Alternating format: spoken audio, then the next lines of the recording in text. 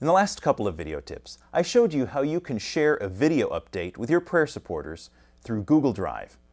Now, Google Drive does have its limitations. For one thing, there is a limited amount of space that it gives you. For another, one day you're going to want to share a video update by embedding it on a page or an article in your website. Now, I haven't figured out yet how to make that work reliably with Google Drive. But YouTube gives you an unlimited amount of space to share your videos for free and embed them on your website. In today's video tip, I'll show you how to upload your first video to YouTube and then how to set up your defaults so that your future uploads can go faster.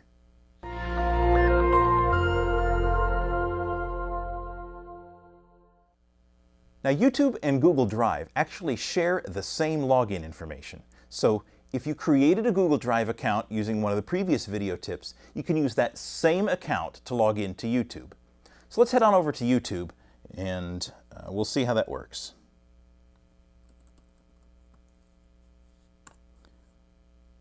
So go to youtube.com and we'll choose Sign In. Now let's sign in. We're going to use the same Google account that we used last time for our Google Drive. So I'll just type in the password here.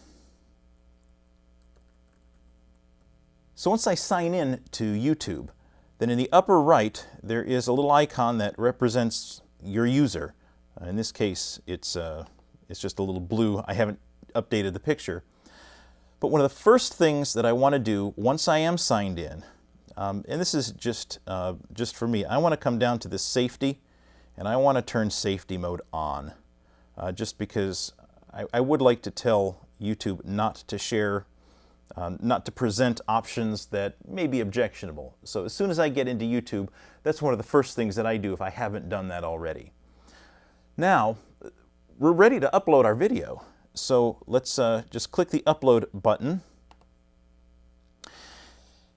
And because this is the first time I've been in, it may or may not present this to you. It's going to ask you to verify your identity. This is its way of just making sure that you really are a person. Sometimes it may not ask you to do this until a later step. Sometimes it'll ask you to do it right now. I've been interrupted, so I'm going to go ahead and verify the identity now. So we'll have to click the Verify My Identity link. And now it gives me two options. I can either have it send me a text message over SMS, or I can have it send me a regular phone call, and it's going to give me a number.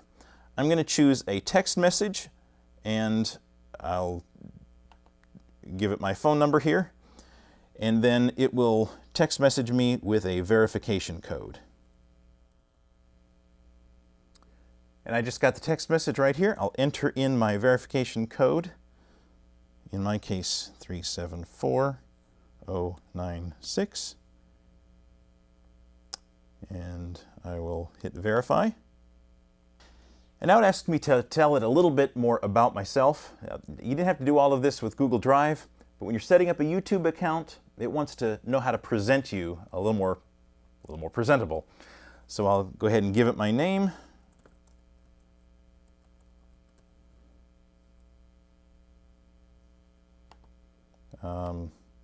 We'll skip past some of this other stuff, and I will hit continue.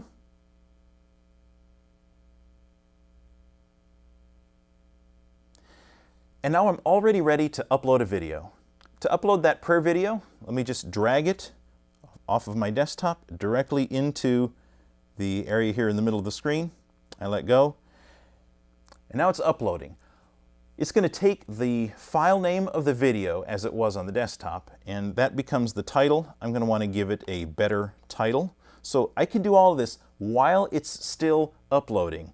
So you don't have to wait for this all to finish. Video update. You can give it a description. A description is going to help make it easier to find. So if you're looking to make this public, put in a description that other people can read, even if you're not going to make it public. A description that other people can read that describes what the video is about can be helpful to your prayer supporters. I'm going to skip that for now. The tags make it more easily searchable. Now the next thing over here is to choose whether this is public, unlisted, or private. Let me explain the difference. If it's public, then anybody in YouTube can find this video that you're about to post. If it's a promotional video or an encouragement where you want to make sure as many people as possible know about your ministry, you may want to make it public. If this is going to be something that you're going to share with many of your prayer supporters, but yet you don't want just anybody out on the internet to be able to find it, I'd recommend making it unlisted. And then only people who have the URL that you send them, that internet address, will be able to open it up. The final one is private, which means you are going to tell YouTube a list of email addresses or Google accounts that are allowed to view the video. So if you have something that's particularly sensitive, first of all, you may want to think twice about using YouTube. But if you choose to use YouTube, you may opt for a private mode so that your video is available. It doesn't take up your Google Drive space, but only the people that you specify can see it. I'm going to choose unlisted. The next thing is advanced settings. Now, in the advanced settings, this is where you can choose whether you want people to leave comments on your video, whether people can rate it. What the license is, you can either use the standard YouTube license or Creative Commons. Basically, either one of them just says, yeah, YouTube, you're allowed to use this, you can share it. I'm not a lawyer, I don't study copyright law. I just use the standard YouTube license. Captions are an interesting one. The United States has certain laws about video content, how it must be accessible to those who may be hearing impaired so that they can read the captions. Now you'll notice at the bottom of this video, if you turn on the captions, I try to get all of the Edify Hub videos captioned so that you can read along with what I'm saying. It's not required because this has never been on TV. If you're not going to do the captioning, then you'll want to choose one of these certifications. There are a lot of options. Never aired on television in the US. It's only aired in the US without captions. I mean, there are all sorts of choices. I usually choose this content has never aired on the television in the US. It's a true statement for all of my videos. Still, I like to try to get them captioned. The other options are allow embedding. This is going to allow your YouTube video to become embedded into a page on another website. And that's really one of the reasons that you would want to use YouTube in the first place. I usually leave that turned on. Notify subscribers. One of the other advantages of a YouTube account versus a Google Drive is that people can subscribe to your YouTube channel. So I usually leave that notify subscribers turned on. Age restrictions, that says this is mature content. I would expect you're not going to be posting that. Category, peoples and blogs, if you look through all the different categories, that's probably the one that's going to work the best. Video location, you can actually tell where in the United States, or I'm sorry, where in the world this goes. If you tap on that, it brings up a map and you can move the pin around. I usually don't do that. What language is the video in? Mine's English. When was it recorded? It was actually recorded today. And no, there's no 3D on it. The last checkbox is, do you want to let other people see how many times your video has been viewed? If you have a video that's only been viewed twice or 3 times, you may not want to make that information public. It's up to you. I don't even remember what I do, whether I leave mine public or not. Once this is all done, we can just click Done. And now the upload's complete. It's still processing. Now we talked about processing last time with the Google Drive, and what YouTube is doing is the same thing that Google Drive was doing. It takes that very high-resolution video that I uploaded, and then it shrinks it down in several different file sizes and bandwidth so that somebody who has a lower bandwidth stream, a lower bandwidth connection to the internet, can still download and watch my video.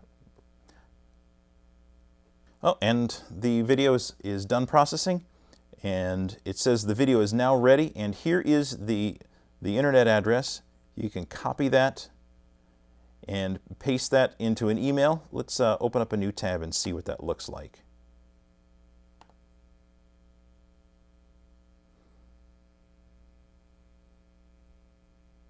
So there is your first YouTube video. It's posted, it's available. There's the URL that you can send. Now, we ended up going through quite a few options to set up that one video. You may not want to have to go through and change all those checkboxes and drop-downs every time you upload a video. So let's go back to your YouTube channel. If you can go to, click on your icon, then choose Creator Studio. Open up the Channel section and choose Upload Defaults. Now here are those same options that we had under the Advanced settings earlier. And now we can change them and set them up once so that in the future, when you upload a new video, it will use these settings. So we can change the public to unlisted, choose the category to be people and blogs. All of the other options are there. When you're done, click Save. So with YouTube, you can now upload as many videos as you want with the highest quality that you can capture and never worry about running out of space. Now right now there is a 15-minute limit for each video. And that's probably going to be enough for any video update or a furlough or deputation presentation.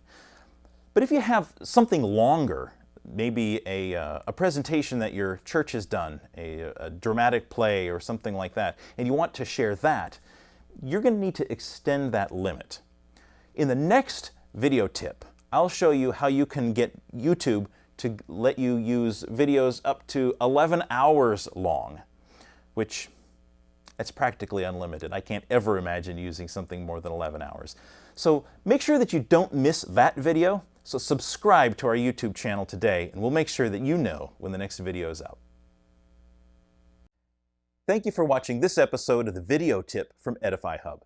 If this was helpful, click here to subscribe to our YouTube channel, and we'll let you know every time a new video tip is available. For a complete transcript of this episode, click here, and we'll take you to the show notes page, where you'll also see a link to all of the resources that we've mentioned. While you're there, scroll to the bottom and click one of the social sharing icons to share this information with your friends so that they can benefit from the same information that you just received. When you do that, you too will help encourage Christian growth.